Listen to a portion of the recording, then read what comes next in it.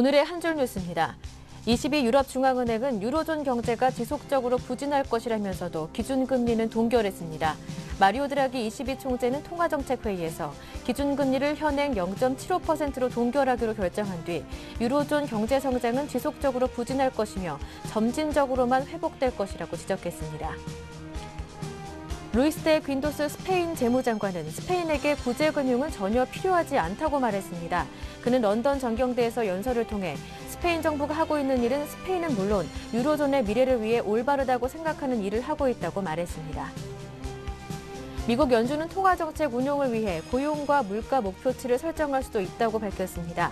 의사록에 따르면 대부분 통화정책위원들은 구체적 수치를 사용하는 방안이 좀 더 통화정책의 투명성을 높일 수 있다는 데 동의했고, 에반스 총재는 지난해부터 물가가 3%를 넘지 않는다는 전제하에서 실업률이 7%로 하락할 때까지 FRB가 분양 조치를 지속해야 한다고 주장하고 있습니다.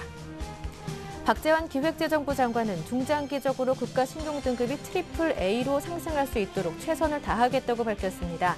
현재 우리나라 신용등급은 8월과 9월에 무디스가 AA3, 피치는 AA-, S&P는 A+로 상향한 바 있고 AAA 등급은 국가 신용등급 중 최고 단계입니다.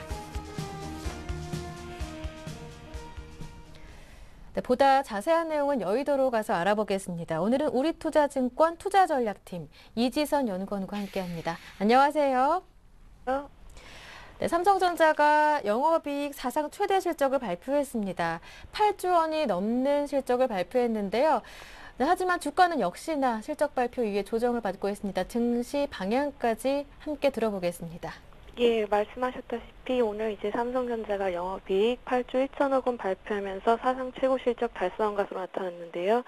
이제 사상 최고 실적 나올 것이라는 기대는 이미 예고되었던 부분이지만 분명 시장 예상치를 5천억 원가량 상회한 것은 의미 있는 뉴스입니다. 다만 이제 삼성전자 주가만 놓고 본다면 지난 9월 20일 이후 이미 6% 이상 오른 상황이기 때문에 이번 어닝 서프라이즈 상당 부분 선 반영되어 있다고 판단하고요.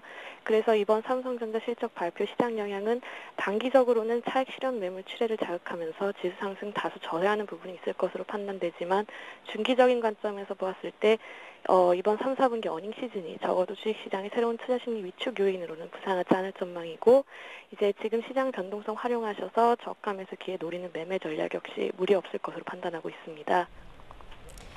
네, 아무튼 오늘 다시 지수는 2천선 회복을 시도했고 다음 주 EU 재무장관 회의를 통해 스페인 조율 과정도 다시 한번 부각될 전망인데요. 그런 가운데 지금쯤이라면 대형주를 담아봐도 되지 않을까 이런 의견이 나오고 있는데 어떻게 보십니까? 예, 결론부터 말씀드리자면 말씀하신 대로 저가 매수 기회, 지금 유효할 때 대형주 비중 늘려서 수익률 제고를 노릴 시점으로 판단합니다.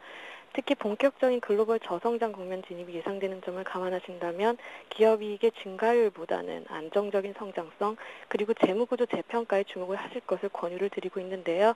이러한 이익 모멘텀이 안정적으로 성장하는 구조는 국내 종목 가운데 대형주를 중심으로 나타나고 있다는 점을 염두에 두실 것이 바람직해 보입니다. 네, 글로벌 정책 공조 이후에 이제 시장의 방향을 좌우할 변수로 스페인 문제가 계속 관심을 받고 있는데요. 다시 한번 다음 주에 주목을 받게 될 텐데 스페인의 구제금융 신청 향방 어떻게 예상하십니까? 예, 이제 스페인 제한적인 구제금융, 그 은행 부분 지원을 위해서 1,000억 유로 구제금융 받는 것은 이미 전달이 된 부분이고요.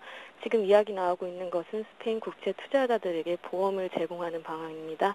하지만 여전히 전면적인 구제금융 신청 가능성 배제할 수 없다고 보고 있습니다.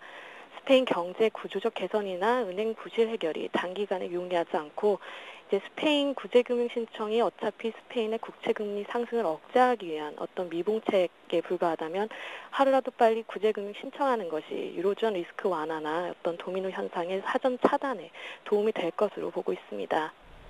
네, 알겠습니다. 또 한 가지 오늘 밤 미국 노동부에서는 고용지표도 발표되는데요. 최근 고용지표가 나쁘지 않았던 만큼 이번 결과도 증시에 미치는 영향도 낙관적일 것이다. 이러한 의견이 많더라고요. 연구원님은 어떻게 보십니까? 예, 일단 그 9월 실업률은 일단 8.2% 예상되고 있고요. 이는 전월 8.1%에서 소폭 상승. 또 비농업 부분 고용은 이제 11만 5천 명으로 전달 9만 6천 명보다 증가할 것이라고 예상돼서 일단 눈에 띄는 회복세까지 나타났다고 결론 짓기는 이르지만 이번 고용지표 발표가 어떤 시장 악재로 작용할 가능성은 상당히 미미한 것으로 보고 있습니다.